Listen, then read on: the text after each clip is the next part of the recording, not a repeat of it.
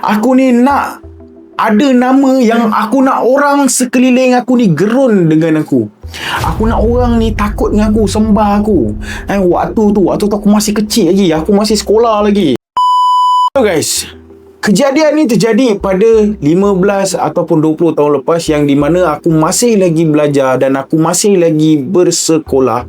Guys, kalau korang nak tahu, waktu tu aku adalah seorang budak yang pura-pura kuat dan pura-pura gangster, padahal sangat-sangat penakut guys. Yang di mana kalau korang nak tahu guys, waktu tu aku sangat-sangat suka dan aku rasa macam aku ni nak ada nama yang aku nak orang sekeliling aku ni gerun dengan aku.